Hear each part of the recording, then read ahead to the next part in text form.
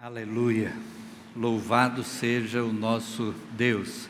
Em tudo aquilo que fazemos, nosso propósito é que o nome de Deus seja glorificado. E a palavra de Deus então nos traz toda a orientação de como agirmos na nossa vida, de maneira que o nome de Deus seja glorificado, de que a nossa vida esteja espelhando a vida de Jesus Cristo.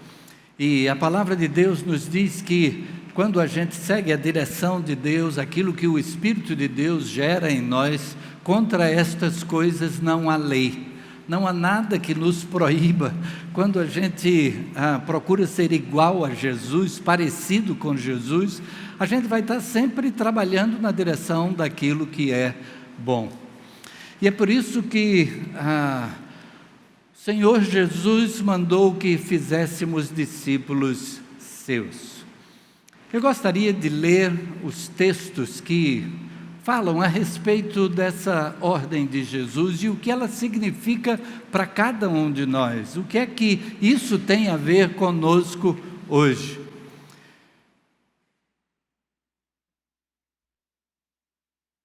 A orientação de Jesus com esse fazer discípulo está presente nos 4 evangelhos e no livro de Atos.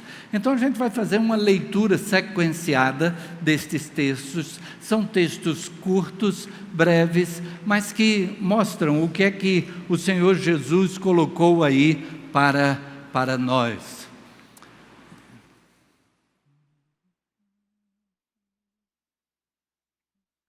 Mateus capítulo 28, versos de 18 a 20, e então Mateus registra esse momento assim. É bom a gente estar preparado que cada escritor dos evangelhos procurou colocar em suas palavras, de forma resumida, aquilo que Jesus passou para os seus discípulos. Cremos firmemente que aquilo que Jesus falou a eles depois de ressurreto, antes de ir para o céu, tenha sido algo não apenas numa frase curta, como está aqui registrado, mas que cada evangelista extraiu ali aquilo que foi o ensino apreendido do que deve ter sido uma longa mensagem de Jesus Cristo aos seus discípulos, compartilhando cada detalhe daquilo que ele haveria de deixar para que os discípulos estivessem cumprindo. E então Mateus registra dessa forma: Jesus, aproximando-se, falou-lhes dizendo: toda autoridade me foi dada no céu e na terra. Ide, portanto, fazei discípulos de todas as nações, batizando-os em nome do Pai, do Filho e do Espírito Santo, ensinando-os a guardar todas as coisas que vos tenho ordenado. E eis que estou convosco todos os dias até a consumação do século.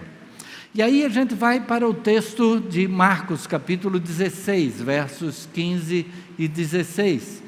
E disse-lhes: ide por todo o mundo e pregai o evangelho a toda criatura.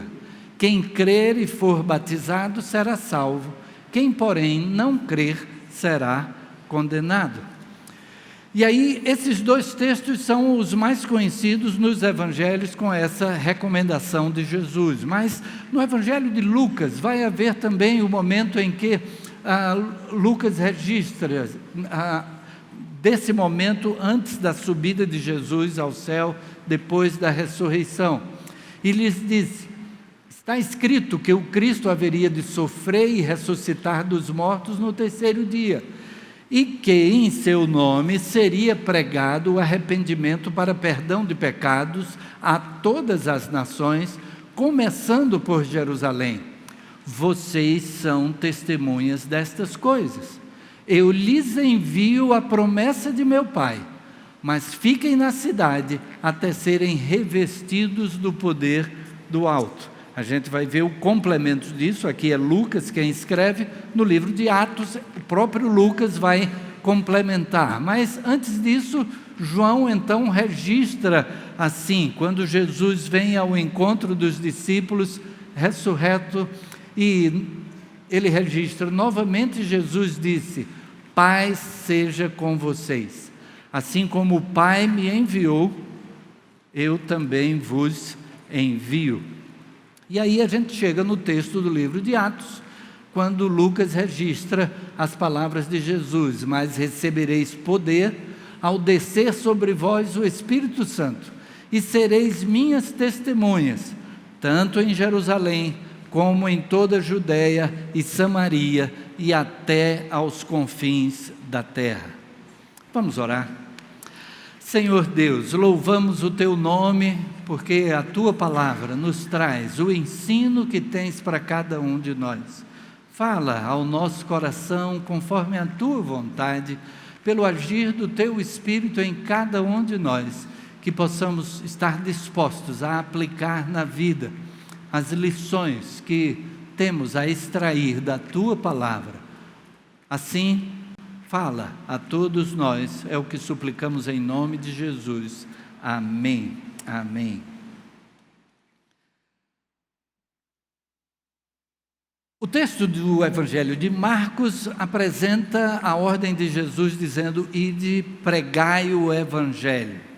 E então, para começar, vamos meditar um pouco na profundidade dessa palavra, Evangelho. Evangelho significa boas novas.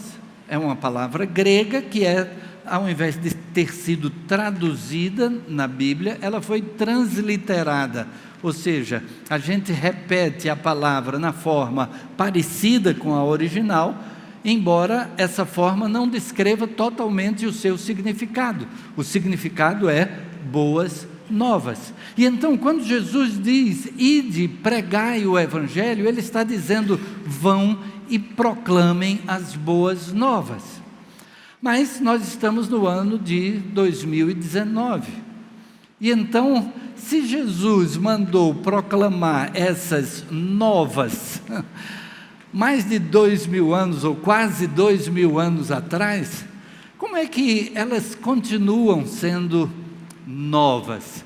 Por que é que nós nos referimos a elas como sendo novas, se elas já têm 2000 anos de terem sido anunciadas, né? Talvez agora a gente devesse chamar de boas velhas, né? Porque já tem 2 milênios aí de existir. Mas elas continuam sendo novas, porque a maioria da população do mundo não conhece esta nova. Alguns nunca sequer ouviram falar de Jesus, mas muitos, mesmo tendo ouvido falar de Jesus, não conhecem o significado dessas boas novas. E então, a palavra evangelho, ela ganha um novo contorno. E é um contorno de algo que vem de Deus, que tem tudo a ver com a cruz, e que então se difunde para toda a humanidade. O apóstolo João, no começo do seu evangelho, ele havia dito que a luz haveria de vir ao mundo. A luz porque ilumina aquilo que nós temos como conhecimento de Deus. Nós não conheceríamos em profundidade quem é Deus e a respeito do seu amor por nós, se não fosse a vinda de Jesus entre nós. E então, quando nós nos colocamos para pensar na palavra evangelho, e quando conhecemos o que significa com a vinda de Jesus, a gente fala então da graça de Deus. O Evangelho agora fala de graça. Quando a gente, mesmo de criança, quando se pensa a respeito de Deus, e muita coisa do que se ensina a respeito de Deus, é de que Deus é aquele que exerce a função de juiz, e Ele de fato exerce essa função, Ele é o supremo juiz, e de que Ele estaria lá no céu olhando para nós para catalogar tudo aquilo que a gente fizer de errado e que a gente começasse já a se dar mal aqui nesta vida e que na vida futura então tivesse uma condenação por tudo aquilo de errado que a gente fez. Essas coisas são parcialmente realidade, mas a grandeza de Deus está na sua graça. Ele é um Deus justo, Ele é um juiz justo. Infelizmente, no nosso país, mesmo sem levar em conta o que ocorreu na semana anterior, mas no nosso país nós temos uma situação onde a impunidade, ela até nos desanima. Quanta gente que tem até deixado o país por não aguentar de impunidade.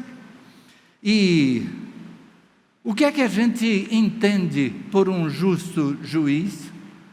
É o juiz que examina cada réu e vê o que é que de fato houve ou não houve e pode exarar a sua sentença. Um juiz que alguém cometeu um crime, alguém matou outra pessoa e agora é acusado por aquela morte.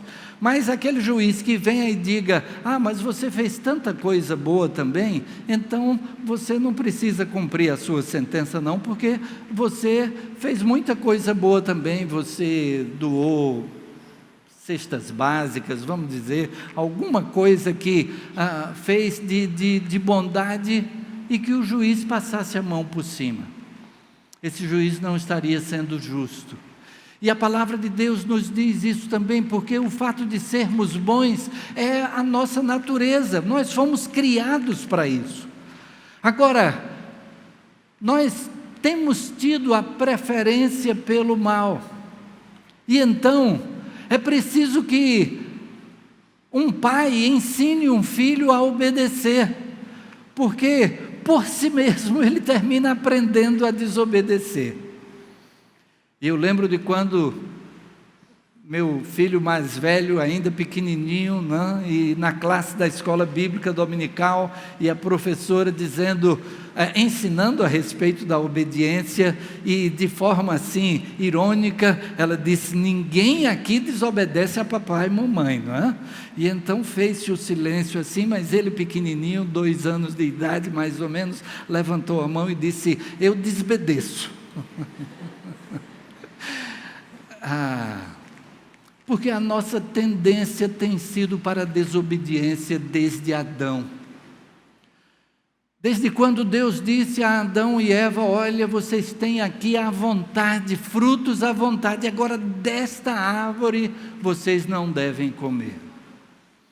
Mas aí, Satanás veio e começou a, vamos usar a expressão, buzinar, né, no ouvido de Eva. E já tenho compartilhado da raiva que eu tinha de Adão e de Eva, porque se eles não tivessem pecado, a gente estaria hoje num paraíso, né? E por causa do pecado deles, foram expulsos do paraíso e a gente está no mundo em que está desde então. Até que eu pude ver que o pecado de Adão e de Eva é idêntico ao nosso. E por causa do nosso pecado é que a Bíblia diz que nós teríamos condenação. E então Deus, sendo justo juiz, Ele haveria de condenar a cada um de nós por causa do nosso pecado. Nós fomos criados para fazer o bem, e então quando fazemos o bem, isso é nossa obrigação, nós não temos mérito por isso, porque a palavra de Deus na carta de Paulo aos Romanos diz que nós fomos criados para as boas obras, e as boas obras foram criadas para que nós andássemos nelas. E então, quando não praticamos boas obras, aí nós afrontamos aquilo para que fomos feitos. Mas aí entra a graça de Deus, e a graça de Deus é que enviou Jesus Cristo. Enviou Jesus Cristo para, sendo sem pecado, vivendo aqui sem pecado, sendo Ele o Filho de Deus que se humanizou, que se fez igual a nós, mas agora com esta condição de não pecar, Ele pôde levar sobre si o pecado de todos nós. Quando Ele estava morrendo ali na cruz, Ele estava justamente pagando o preço do nosso resgate. A morte dele ali foi a minha morte, a sua morte. Ele estava levando sobre si a condenação que era nossa, para que nós pudéssemos ter perdão de pecados, para que nós pudéssemos ser restaurados à comunhão com Deus, para que nós pudéssemos ter segurança de vida eterna. Ele pagou o preço. É por isso que o apóstolo Paulo, escrevendo aos Gálatas, vai dizer: pela graça sois salvos por meio da fé. Isso não vem de vós, é um dom de Deus, não vem das obras, para que ninguém se glorie. E quero corrigir aqui, eu mencionei o texto das obras Romanos, mas é justamente a continuidade desse texto em Gálatas capítulo 2. Pela graça sois salvos por meio da fé. Nós somos salvos, não somos nós que nos salvamos, não somos nós que construímos a nossa salvação. O texto diz: pela graça sois salvos. Cristo veio, pagou o preço para que nós pudéssemos ter vida eterna, para que nós pudéssemos estar na presença de Deus. E então, o Evangelho, essa graça de Deus, chegou até nós. Chegou até nós porque a igreja do Senhor Jesus cumpriu com aqueles textos que nós lemos a princípio, daquilo que Jesus disse, de que esta notícia, esta boa nova, de que a salvação é de graça, esta é que é a verdadeira nova. As pessoas estão achando que precisam se esforçar, se empenhar para construir a própria salvação, quando a salvação já foi paga por Jesus na cruz. É isso que a palavra de Deus nos apresenta. É por isso que nós lemos lá em Marcos capítulo 16: ide por todo o mundo, pregai o evangelho a toda criatura, quem crê e for batizado será salvo, quem não crer será condenado. Quem é que vai ser condenado? É quem não quiser receber a Jesus, ou por desconhecimento, ou por rejeição, não receber aquilo que Jesus coloca à nossa disposição, pelo preço que Ele pagou na cruz. A ordem de Jesus, então, agora chega até nós, para que estejamos atentos às pessoas que estão à nossa volta e que precisam conhecer essa boa nova. É por isso que agora o apóstolo João registra Jesus dizendo: eu vos envio. Lucas registra dizendo: esse evangelho seria pregado em todo o mundo. E nos textos de Mateus e de Marcos, a gente tem a palavra ide, ide e pregai, ou ide e fazei discípulos de Jesus.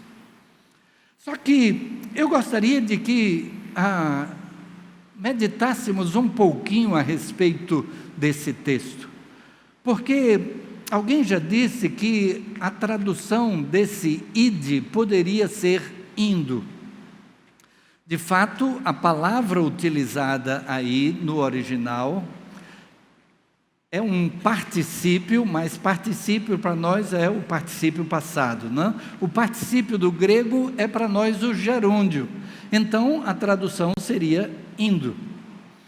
Há quem conteste essa tradução, dizendo que, e aí estudiosos debatem a respeito disso, há uma controvérsia se deveria ser ide ou se deveria ser indo.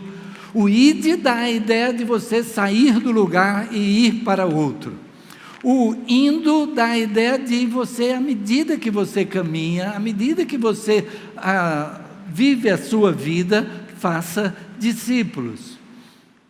Qual o certo? Mencionei que há essa controvérsia e há quem diga que esse particípio antes de um imperativo, ide e fazei discípulos, que ele chama a atenção para o imperativo, e que então a tradução fosse ide e fazei discípulos. Então a gente fica dividido, qual é a tradução melhor? Muito provavelmente quem vivia naquela época entendeu perfeitamente qual era o sentido, porque era o uso coloquial, né, da construção da frase. Mas hoje, e com a tradução, aí a gente fica, e agora? É ide ou é indo? E eu creio firmemente que Deus permitiu que houvesse essa controvérsia para que a gente pudesse pensar das duas formas. Que a gente pudesse pensar das duas formas, porque o ide aponta na direção de que a gente deve fazer discípulos de todas as nações, e a gente só vai alcançar todas as nações se a gente conseguir sair do lugar que está e chegar até as pessoas ao redor de todo o mundo. E a gente precisa chegar para mostrar o Evangelho, falar dessa boa nova, ensinar o que é que significa essa boa nova, mostrar que a salvação é de graça por meio da fé, enquanto pessoas estão até matando em nome da fé, pensando que estão fazendo alguma coisa de bom para Deus. Mas Deus nunca pediu que isso a gente estivesse fazendo. Pelo contrário, Ele manda a gente viver em amor, demonstrar o amor. E Ele próprio foi vítima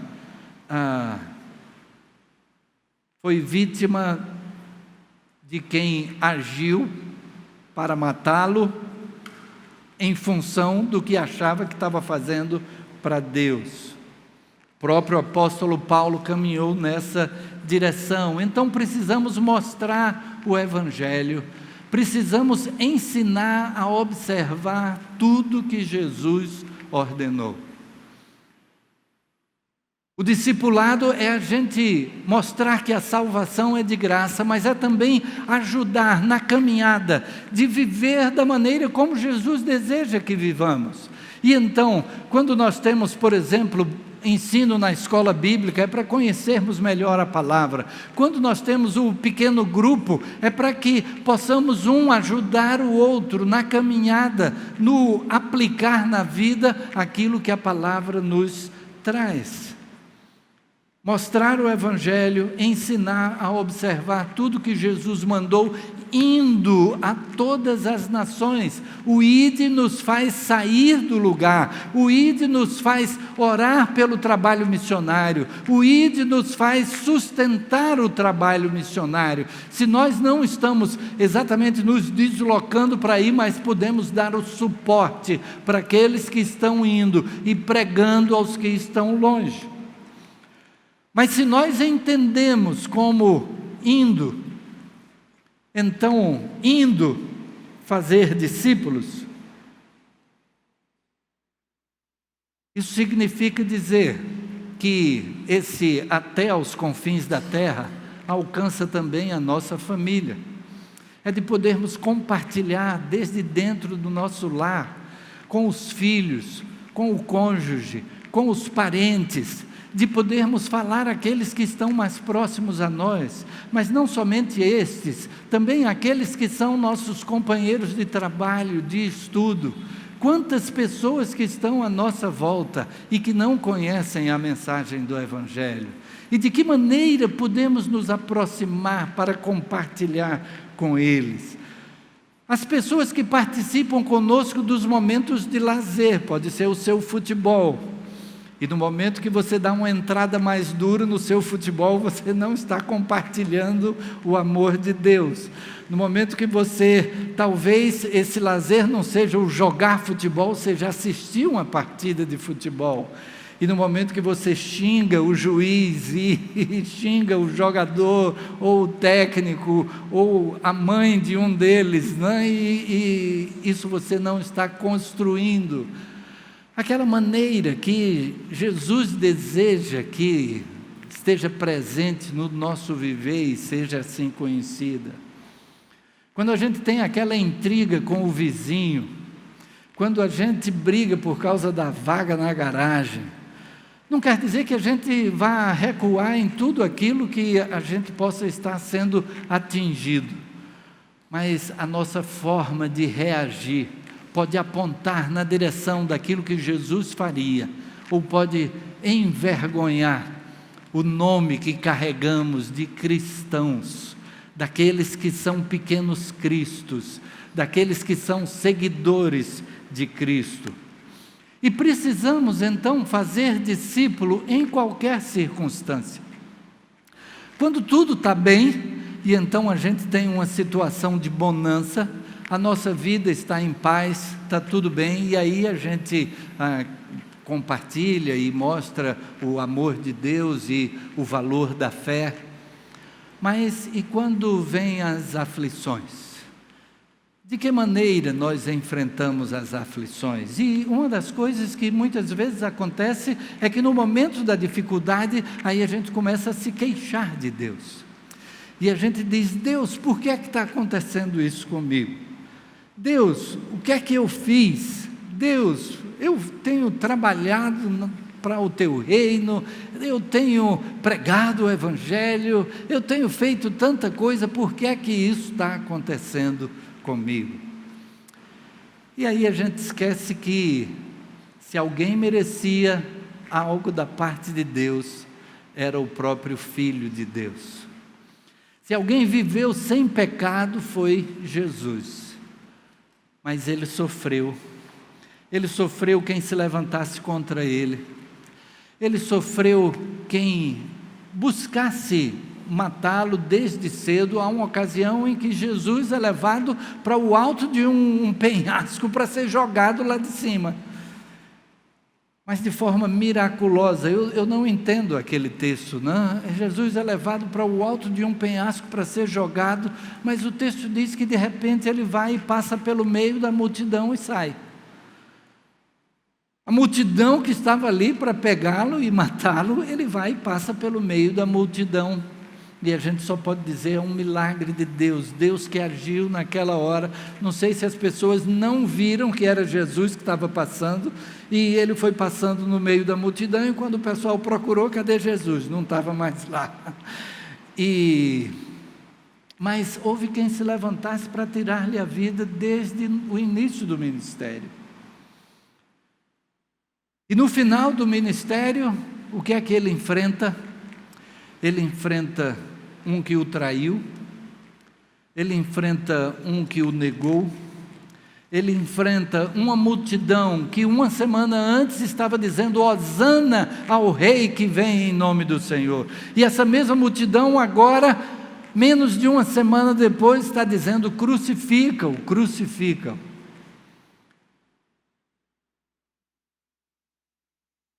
E ele é colocado numa cruz e morto, mas ele ressuscitou, comprovando o seu poder como doador da vida. Ele reassume a própria vida. E então, quando ele prometeu, ele já havia dado uma noção disso, quando ele chega na casa de Lázaro, e Lázaro havia morrido havia 4 dias, e ele diz para a irmã de Lázaro: eu sou a ressurreição e a vida. Eu sou a ressurreição e a vida. Quem mais poderia fazer esta afirmação? E a gente poderia achar que essas palavras caíssem no vazio, mas logo em seguida ele manda removerem a pedra e diz: Lázaro, vem para fora.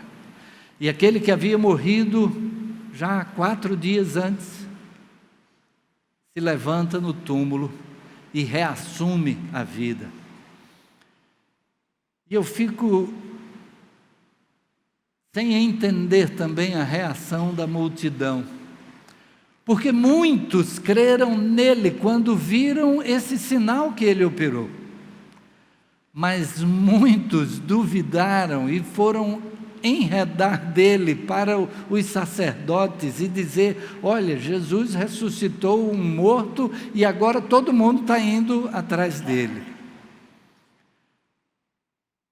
E não abriu os olhos para ver o poder de quem disse: eu sou a ressurreição e a vida. Como se não bastasse isso, ele reassume a própria vida.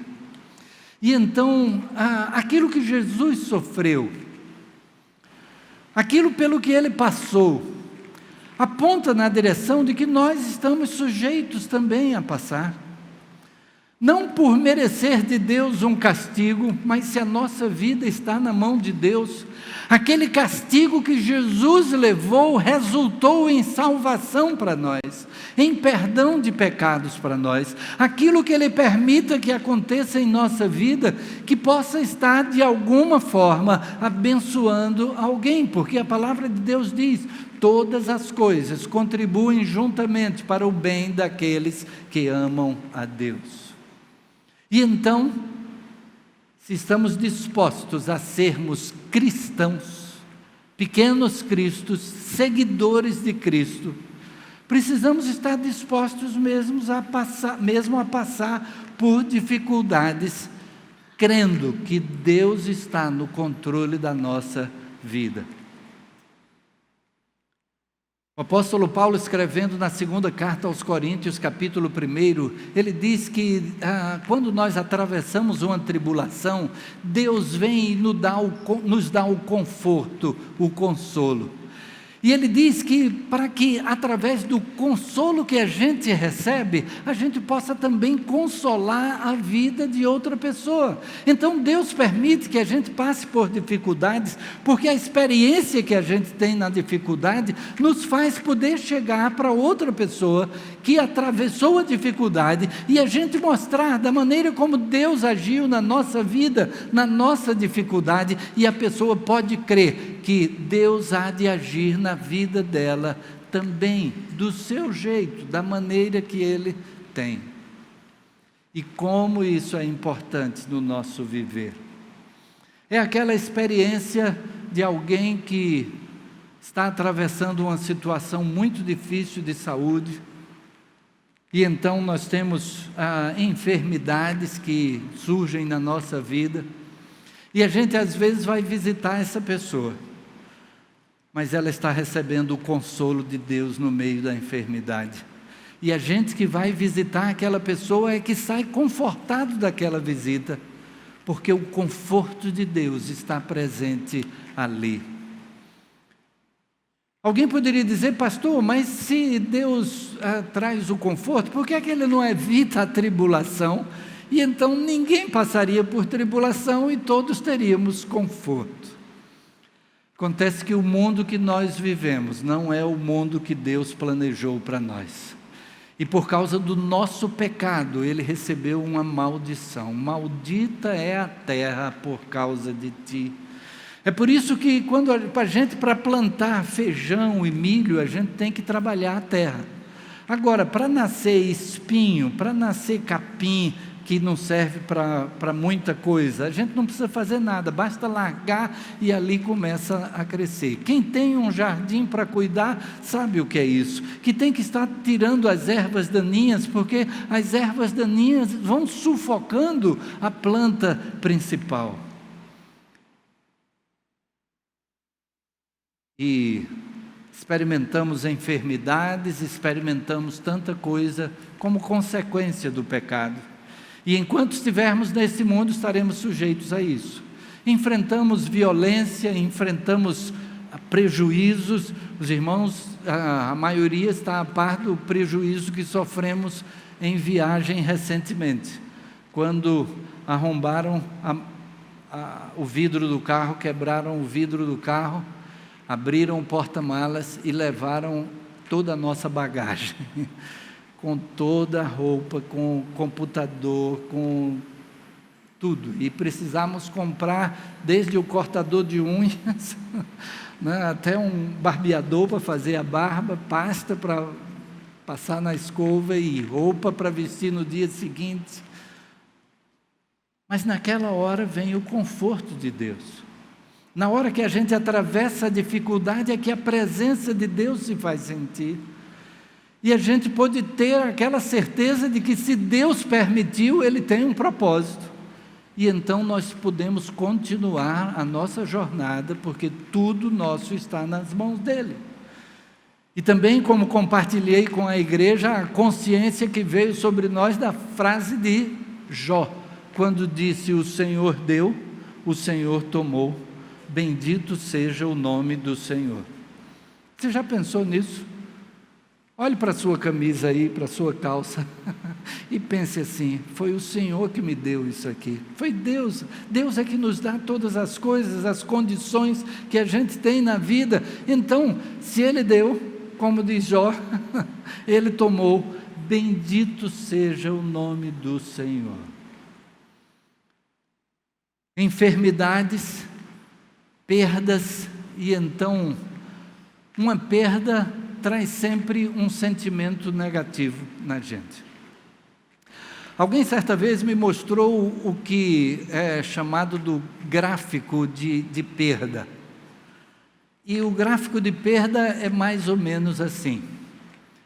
Pode ser uma perda de um ente querido, pode ser uma perda de algum material que você perdeu. Claro, em proporções diferentes, mas o gráfico é mais ou menos o mesmo. E ele, no momento da perda, a gente tem uma queda, uma descida íngreme, o nosso eu como que despenca, a gente não sente o chão embaixo dos pés, guardadas as proporções dos tipos de perda que a gente venha a sofrer. Mas depois de um certo tempo, então, aquela descida vai diminuindo e vai acontecendo uma curva, e aos poucos a gente começa a se erguer novamente. Esse erguer-se é de uma maneira bem mais lenta do que aquela queda, mas aos poucos a gente vai recuperando. E o que é que ajuda nessa curva aqui? Essa curva ela pode acontecer mais curta aqui em cima ainda, ou mais longa lá embaixo, e aí a gente pode chegar a entrar na depressão e em algo assim. O que é que ajuda a que essa curva seja feita mais cedo e de uma forma mais intensa? Em primeiro lugar, a nossa fé. A nossa fé em Deus é que nos sustenta. Nós, se sabemos que Deus é soberano, de que Ele é poderoso, de que Ele cuida de nós, tudo aquilo que a palavra de Deus nos apresenta, podemos lançar sobre Ele toda a nossa ansiedade, porque Ele cuida de nós. Então, a gente consegue fazer essa curva mais rapidamente, a gente consegue não descer tanto, a gente consegue começar agora nessa tendência de subida, de soerguimento por aquilo que a gente perdeu.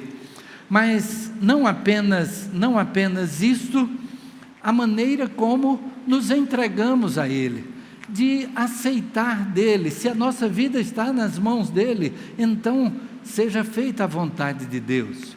O Senhor Jesus orou ao Pai. Na véspera da sua morte, Ele disse: Pai, se possível, passa de mim esse cálice. Ele sabia o que haveria de acontecer no dia seguinte, e Ele pediu ao Pai: Pai, se há uma outra forma que eu não precise passar por isso, passa de mim esse cálice. Mas Ele conclui a sua oração dizendo: seja feita a tua vontade e não a minha. E depois de orar 3 vezes seguidas, nessas mesmas palavras, se apresentar diante do Pai nessa forma, ele entende do Pai de que não tem outra opção.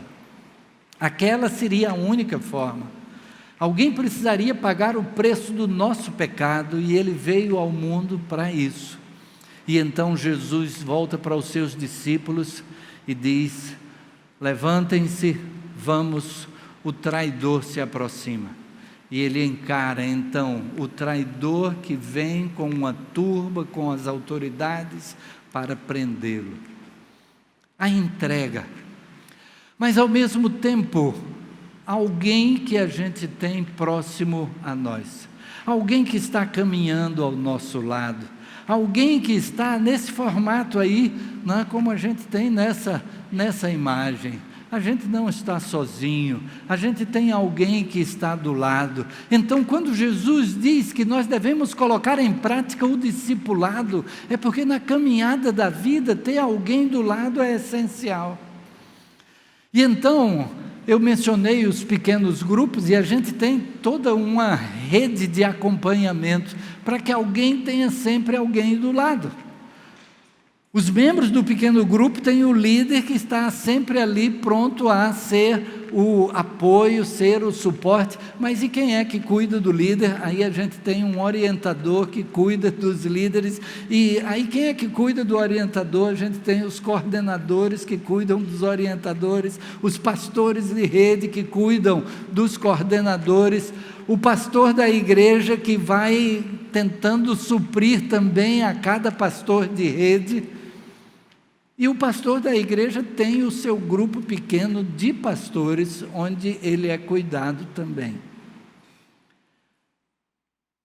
Para que tenhamos alguém perto sempre, para que não estejamos sós, para que não aconteça da gente enfrentar uma situação difícil e depois a gente dizer, eu passei tal situação e ninguém esteve do meu lado.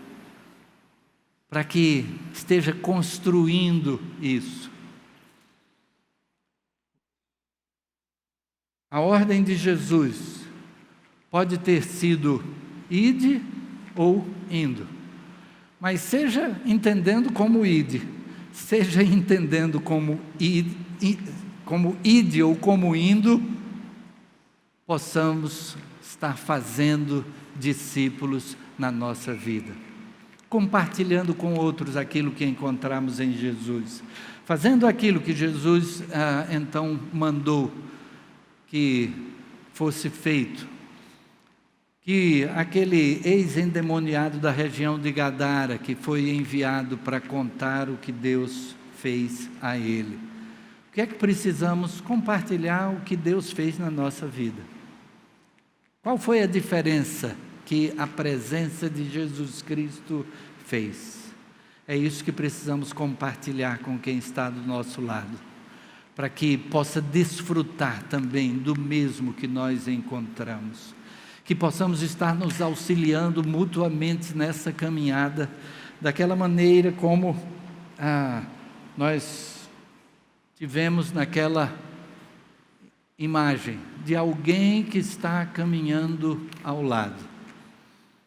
E que possamos, desta forma, cumprir com aquilo que Jesus disse, que foi tão importante que todos os evangelistas registraram.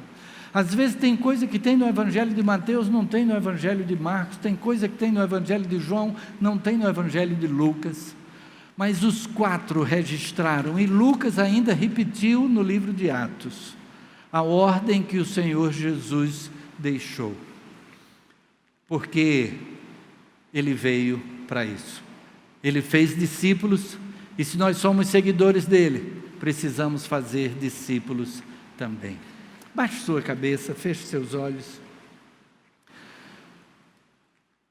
Talvez você entrou aqui nesta noite ainda sem